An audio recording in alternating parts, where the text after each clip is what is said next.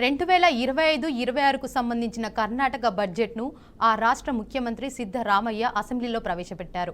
4,08,647 కోట్ల బడ్జెట్ను సభ ముందుకు తీసుకువచ్చారు. మౌలిక సదుపాయాలు, మతపరమైన కేటాయింపులు, సినిమా ప్రమోషన్స్, మహిళా సాధికారికత వంటి అంశాల గురించి ఈసారి బడ్జెట్లో కీలకంగా ప్రస్తావించారు. ఇక దీనిపై మరింత సమాచారాన్ని మా ప్రతినిధి శ్రీనివాస్ అందిస్తారు. శ్రీనివాస్, ప్రధానంగా చూసుకుంటే కర్ణాటక ముఖ్యమంత్రి అండ్ ఫైనాన్స్ మినిస్టర్ ఎవరైతే ఉన్నారో సిద్ధరామయ్య, అంటే ప్రజెంట్ కాంగ్రెస్ గవర్నమెంట్ నడుస్తూ ఉంది. 4 లక్షల పైచిలకు సుమారు 4,08,000 కోట్ల రూపాయలతో భారీ బడ్జెట్ నే ప్రవేశపెట్టారు. ఈ బడ్జెట్ లో ప్రధానంగా చూసుకుంటే ఇన్ఫ్రా మీద కానీ, వెల్ఫేర్ కానీ, ఇండస్ట్రీ సెక్టర్ మీద కానీ ప్రధానంగా అక్కడ దృష్టి కేంద్రీకరించడం మనం చెప్పుకోవచ్చు. అయితే దీనిలో ప్రధానంగా 14,500 కోట్లు హెల్త్ కేటాయించగా 50,000 కోట్ల రూపాయలు అయితే పూర్తిగా కూడా ఇన్ఫ్రా కేటాయించారు. 10,000 కోట్లు ఇండస్ట్రీ కేటాయించారు. 32,000 కోట్లు అయితే కూడా పూర్తిగా ఎడ్యుకేషన్ కేటాయించారు. 20,000 కోట్ల రూపాయలు అయితే వ్యవసాయానికి కేటాయించారు.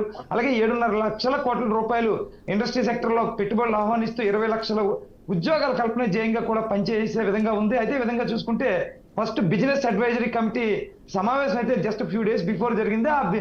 దానిలో పూర్తిగా కూడా బడ్జెట్ తో పాటు కూడా ఎవరైతే ఎమ్మెల్యేలు ఉన్నారో ఎమ్మెల్యేల తాలూకా శాలరీస్ కావచ్చు, అలవెన్సెస్ కావచ్చు పెంచే ప్రక్రియను కూడా ఆమోదం తెలిపిన పరిస్థితి ఉంది. దీని మీద ఎవరైతే బీజేపీ లీడర్ ఎవరైతే ఉన్నారో అపోజిషన్ లీడర్ అశోక్ కావచ్చు, బీజేపీ స్టేట్ ప్రెసిడెంట్ విజయేంద్ర కావచ్చు, వీళ్ళందరూ కూడా అపోజ్ చేస్తున్న పరిస్థితి. ఏదైనా వెల్ఫేర్ కేటాయించాలి తప్ప ఇలా ఎమ్మెల్యేల శాలరీలు పెంచడం తగదు, ఇదంతా కూడా బడ్జెట్ సరిగ్గా లేదు, పూర్తిగా పేద ప్రజలకి అనుకూలంగా లేదంటూ కూడా వాళ్ళైతే పూర్తిగా కామెంటింగ్ చేస్తున్న పరిస్థితి, క్రిటిసైజ్ చేస్తున్న పరిస్థితి. అయితే సిద్ధరామయ్య మాత్రం దీని మీద స్ట్రాంగ్ గానే ఉన్నారని మనం చెప్పుకోవచ్చు. ఎందుకంటే పూర్తిగా చూసుకుంటే ఆయన ఎడ్యుకేషన్, హెల్త్ విషయంలో కూడా మౌలిక వసతులు ఎలాంటి ఏర్పాటు చేయాలి, అలాగే సామాన్య మానవుడికి కార్పొరేట్ సెక్టర్ వైద్యం ఎలా అందించాలి, తదితర అంశాల మీద చూసుకున్నారు. అలాగే ఎడ్యుకేషన్, వ్యవసాయం ప్రధానంగా పేద ప్రజలకి అవసరమైన ఎడ్యుకేషన్ సంబంధించి కూడా పూర్తిగా 32,000 కోట్ల రూపాయలు కేటాయించి స్కూల్ కావచ్చు, బడుల అభివృద్ధి కావచ్చు, లేదంటే ఆ పథకాన్ని అభివృద్ధి చేసి ఆ బడుల్లో ఉండే మౌలిక వసతులు కావచ్చు, ఇలా అనేక విధాలుగా కూడా ఆయన ఏర్పాటు ఆయన బడ్జెట్ లో అలొకేట్ చేసిన పరిస్థితి. 50,000 కోట్ల రూపాయలు ఇన్ఫ్రా, అవి రోడ్లు కావచ్చు, మెట్రో సపరేట్ గా కూడా మెట్రో ప్రాజెక్టు కూడా మళ్ళీ ఏర్పాటు చేశారు. ఎక్స్పాన్షన్ మెట్రో కూడా కొన్ని 4,500 కోట్ల రూపాయల పైగా కూడా ఏర్పాటు నిధులు కేటాయింపులు జరిగినాయి. ఇలా ఈ కనెక్టివిటీ అంటే పల్లెల నుంచి బెంగళూరు కనెక్టివిటీ, రోడ్ లైన్స్ కావచ్చు, మెట్రో కావచ్చు, ఇతరత్ర మౌలిక సదుపాయాలు కావచ్చు, నీటి వసతులు కావచ్చు, పట్టణ ప్రాంతాల్లో నివసించే వారికి కావాల్సిన మౌలిక వసతులు కావచ్చు, అన్నిటికీ కూడా అత్యధికంగా కూడా నిధులు కేటాయింపు చేయడం జరిగింది. ఏదైనా సరే పూర్తిగా చూసుకుంటే గతంలో 3,71,000 కోట్ల రూపాయలు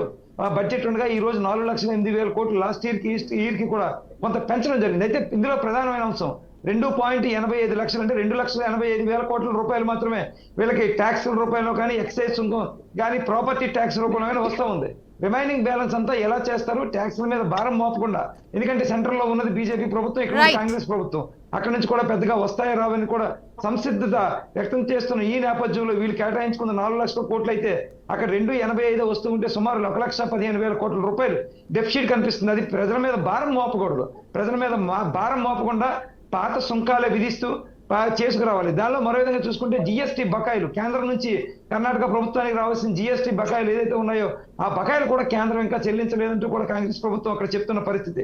ఏదైనా పూర్తిగా కూడా డికే శివకుమార్ కావచ్చు, గవర్నర్ అక్కడ తావానంద్ గెహ్లట్ కావచ్చు, సిద్ధరామయ్య కావచ్చు, వీళ్ళంతా కూడా బడ్జెట్ ని ఆమోదించిన పరిస్థితి.